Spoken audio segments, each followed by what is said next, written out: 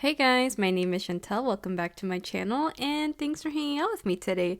So, once again, I am sorry this is coming to you late, but expect about these next 3 videos to come out the same week.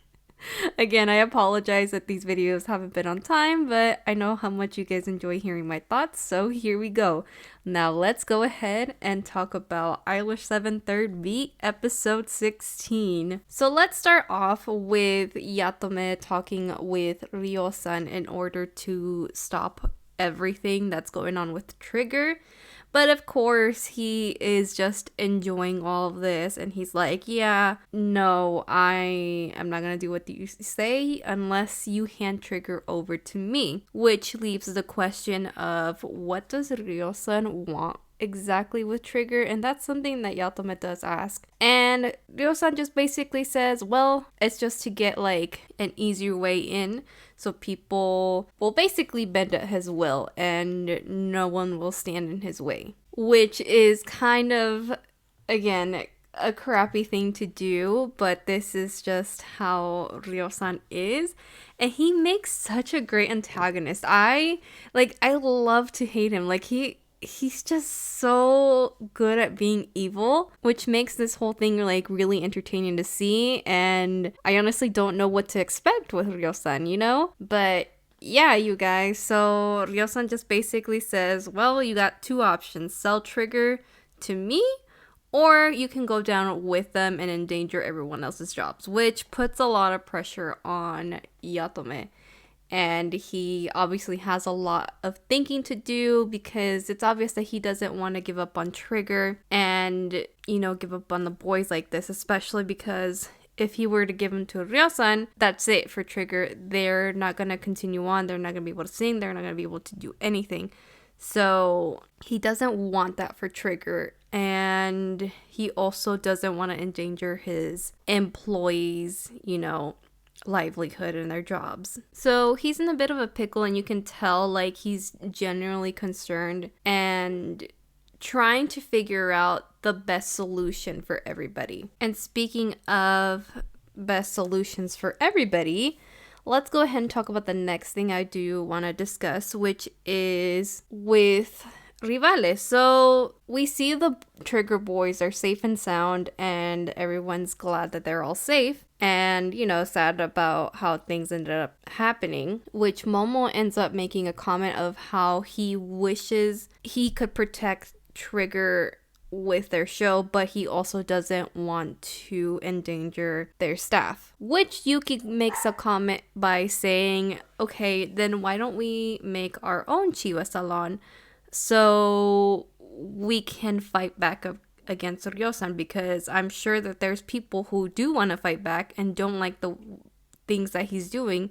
So let's do this. And of course, Momo has some worries and concerns because he doesn't want to get Yuki involved. But Yuki is like, no, let's do this together. Let's risk it and let's fight back. Which I am very, very, very, very glad that these two are trying to do something for the boys and, everyone else, because, they're coming after Trigger. They're also going to be targeting Idolish7 and them later on, and who knows who else, So they're trying to get ahead of the game and see what they can do. I'm sure getting a whole bunch of people together will definitely benefit them in the end. But yeah, as for that, let's go ahead and discuss the next thing that I do want to talk about, which really plays out for the whole episode, is when Ten ends up telling Nagi about Haruki's will. And here's the thing about Idolish7. Y'all already know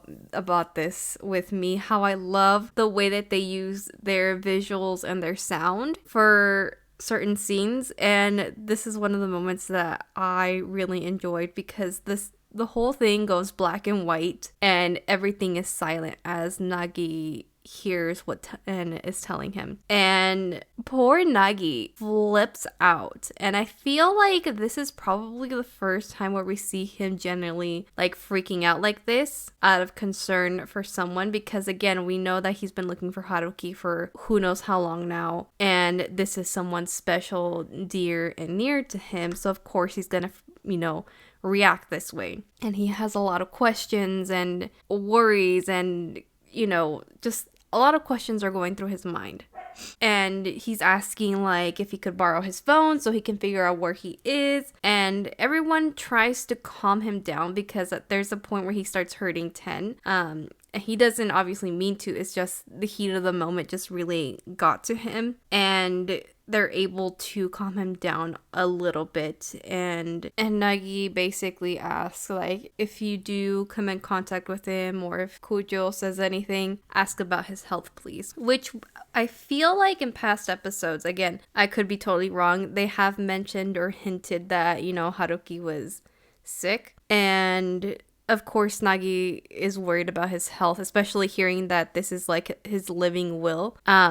This kind of freaks out Nagi, because why would you do this unless you were already getting close to dying? So I think that's the one worry that Nagi probably has, is that Haruki doesn't have much time left and he wants to see him before he leaves this earth, Which Nagi starts questioning why Haruki contacted Cujo and not him, and how he thought that if he sang his songs then he would notice him wherever in the world he was. And he's just like, oh well, he probably doesn't want to see me. And of course everyone is trying to comfort him and is like, I'm sure he has his reasons of why he hasn't contacted you or reached out to you. I'm sure there's a good reason. And this leads into how Nagi met Haruki in the first place. So we dive into his past a little bit, and we see basically the moment that he meets Haruki. And he had heard about Haruki before and he wanted to meet him, but he, no one, the person that he was acquainted to, thanks to his father, didn't want to get them to meet. But Nagi, being Nagi, was like, no, I am gonna meet this guy and see him for myself, So he ends up going to the cafe that Haruki works at, and we get to see this really sweet interaction, which of course when Nagi meets Haruki, he has a lot of questions, and Nagi is very reserved about where he came from, who he is, and all this stuff. So he's keeping all that secret. And Haruki is honestly very kind to him and is like, you know what? It's okay. You don't have to tell me anything. You being mysterious is totally fine with me. And Nagi, all he wanted to do with Haruki was listen to his songs. So he would come to this cafe as often as he could whenever Haruki was there, visiting, North Mare. Which, after they spend a little bit of time together, they start talking about Zero. So Haruki talks about Zero and how his disappearance affected him, which I feel like with anyone, if a friend disappeared, you would also be affected. And he mentions how it never really bothered him that he was like this really mysterious person and he didn't know anything about him until he disappeared and he felt like he woke up from a dream. And, this just goes into even more of a mystery of who Zero really is. Like, no one knows who Zero really is or knows anything about him. So it's just really interesting to see, like, even the people closest to him know nothing about him. So Haruki just mentions that he ended up at North Mare because this is one of the places that Zero had mentioned that he wanted to visit. Which, with hearing all of this, Nagi does make a comment of how he thought that someone like Haruki would be more cautious about someone mysterious like Zero, and how all this that Haruki's doing is like trying to find a needle in a haystack. Which Haruki then asks the question, wouldn't you do the same if a friend of yours went missing? And Nagi at the time says, I don't know. And it's funny because the way that Nagi responds and just the tone of his voice, it almost sounds like he probably wouldn't have looked for a friend at the time, or he just, I don't know, like he seemed very nonchalant about it. I think that's the best way I can describe it. I don't really know how else to describe that, but it almost seemed like, if a friend disappeared, he disappeared. That's it, And now knowing what we know now and seeing him currently right now in the present, we now know that yes, he would look for a friend if they disappeared. Like we see that happening now with Haruki. Which Haruki then mentions to Nagi how when Zero disappeared, he decided on two things. One, that he would leave a letter before he would disappear to his friends. And two, he wouldn't be afraid to make friends with mysterious people. Which we obviously see that he does leave Nagi a letter when he does disappear. Without a trace. And I do love that when he says this, he tells Nagi that he considers Nagi a friend and how he wouldn't push Nagi to tell him anything, which I think honestly is really sweet, because you can tell Nagi, like I said in the beginning, he was very reserved and he didn't want to say anything about himself. So I think he knows not to push those boundaries, which makes me think that maybe Zero had those boundaries too, where he didn't want people knowing too much about him, or who knows why. I feel like no one will ever know, or who knows, maybe we might get that answer down the road, but I don't know.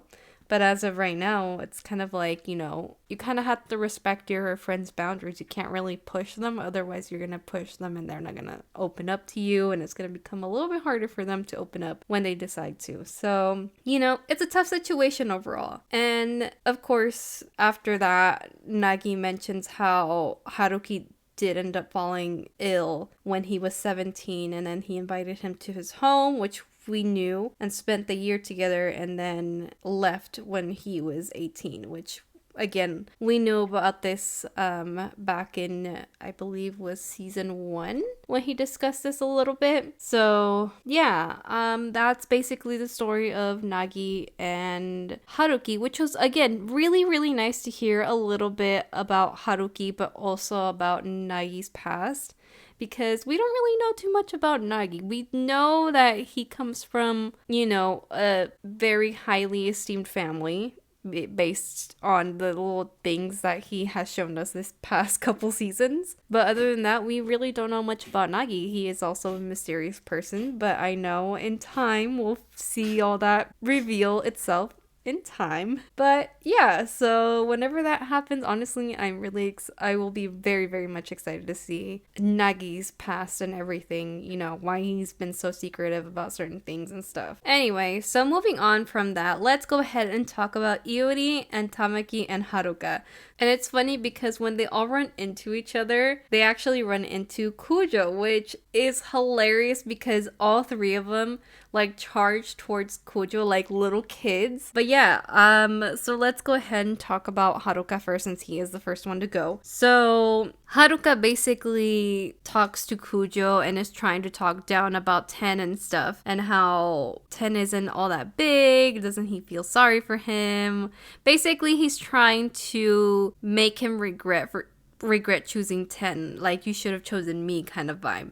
But of course, Cujo being Cujo is like, no, he's gonna overcome this. I have faith in him, and the way that he comes out of it is really gonna be a test to who he really is. And another thing that gets mentioned is that Haruka also mentions how he told him that he would surpass Zero, and when he hears this, Cujo says, I was wrong and I'm sorry about that, which the reaction that we see Haruka give, it almost feels like he's hurt by that, and we know that he's hurt. This poor boy is hurt, and this is a result of all that happened with Cujo, And yeah, so the next thing that happens is Tamaki goes next, and he tells him how he wants Aya back, and how Ten told him how he felt sorry for Cujo because he feels like Cujo lost everything in it, and that's probably the only reason why he's with him in the first place, and how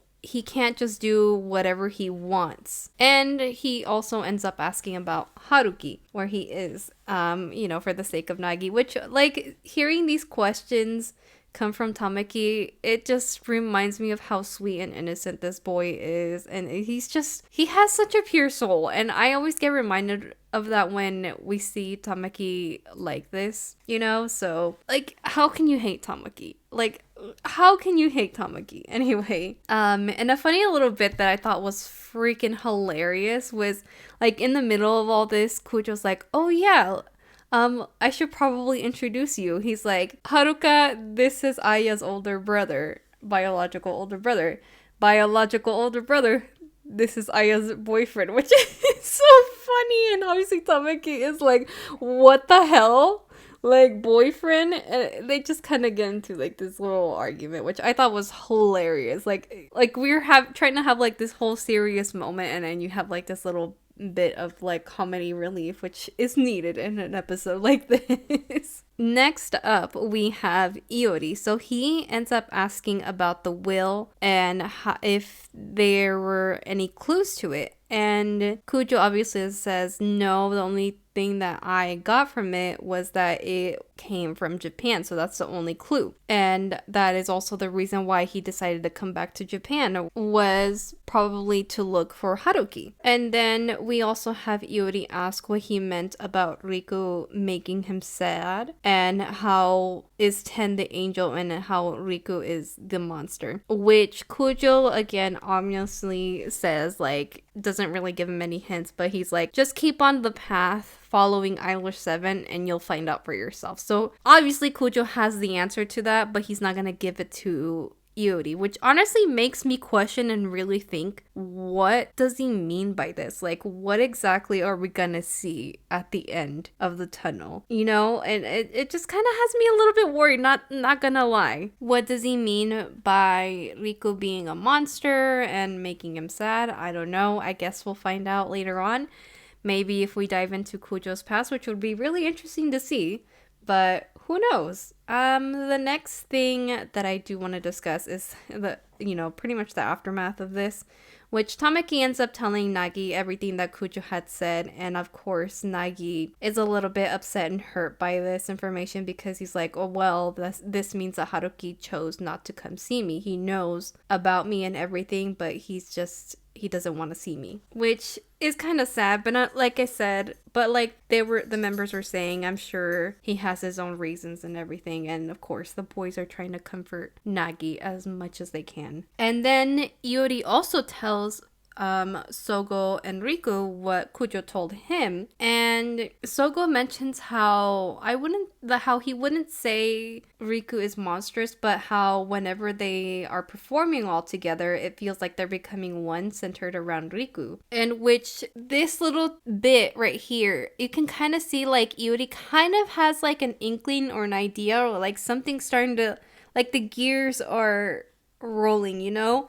So yeah, like, it's just really interesting to hear all this, and it's just kind of, it almost looks like Iori is like getting there to figuring out what Cujo meant, but he's not there yet. So it's gonna be interesting to see when Iori figures that out for himself, and when we do as well. Anyway, I think the last thing that I do want to talk about regarding this week's episode would definitely be the very last few minutes of this episode, which was about Yatome. And basically he asked Ganasanagi how the company is looking overall, and how basically she responds to, we're not doing so great, no one's really getting any jobs. And this looks like it just hit for Yatome, and I was like, and it looks like he finally made a decision, which he ends up calling the boys of Trigger, and he ends up handing them a contract of termination. And then that's how the episode ends. And I'm not gonna lie, my jaw dropped, and I was like, holy cow, like, what is going on? What does this mean for Trigger? It was just insane to me. So I was like, holy shit. Like, at this point, I couldn't wait for next week's episode. And yeah, so honestly, that's all I have to say for this video. You guys will hear me shortly again for the next episode. So I hope you guys enjoyed hearing my overall thoughts for this week's episode, and stay tuned for the next video. I hope you guys are staying safe and healthy out there, and I will see you guys in my next video. Bye!